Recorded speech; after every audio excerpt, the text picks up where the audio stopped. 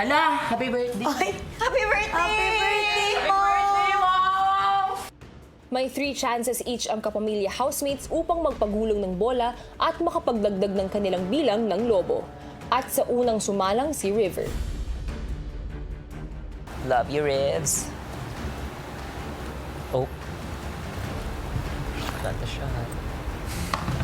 Nice one, tol. Boss.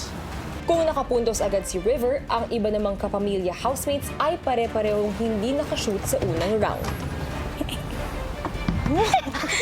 Kinakabahan, kuya. Siyempre, malaki po ang nakasalalay dito. Pagdating naman sa ikalawang itutan, bigo pa rin makashoot ang iba pang housemates at tanging sina River, Esnir at Clarice lamang ang nakapuntos.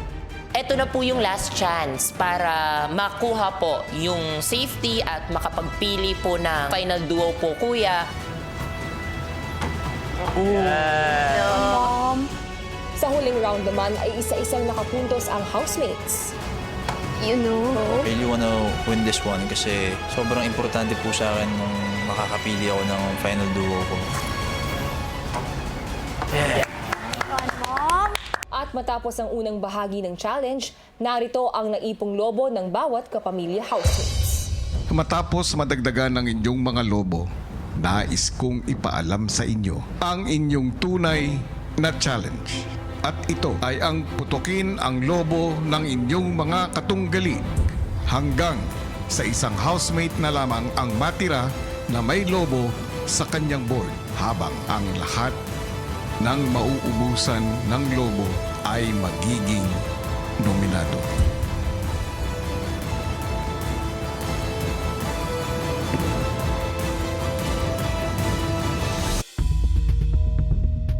Gaya ng ginawa ng mga Kapuso housemates, ang pagkakasunod-sunod ng mga kapamilya housemates sa pagputok ng lobo ay pareho sa ginawa nila sa unang round na pagdadagdag ng lobo.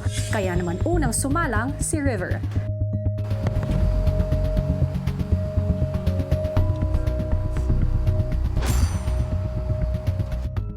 Ang mga housemates tila sinasadya ang pagmintis ng bola.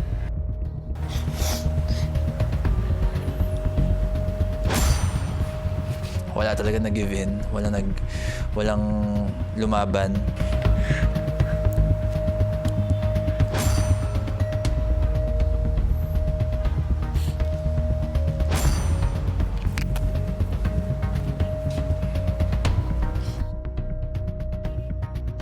Maya-maya, pagtira ni River,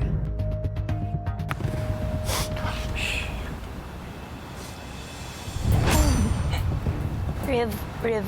Bro, Riv. Dito na. Ano lang? Riv. Riv. Go, Riv. Tatanggalin ko po ng isang lobo si Atik lang. Matira, matibay. Parang nominasyon, kuya. Parang harap-harapan kayo nag-nominasyon. Kumbaga, isa lang talaga mananalo, kuya. So, hindi mo alam kung ano papairalin mo, kuya. Strategy or bahala na, kuya. Tatanggalin ko po ng isang lobo si Esnir.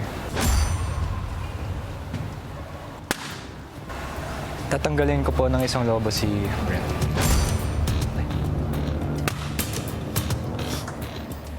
ang mga housemates tuloy-tuloy pa rin sa pagmimintis.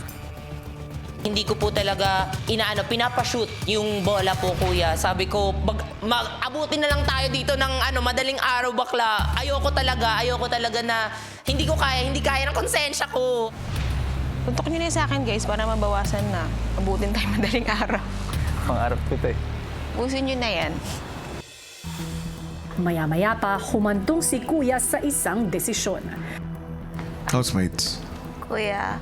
sa puntong ito, ipinagbabawal ko na ang intentional na pag-miss.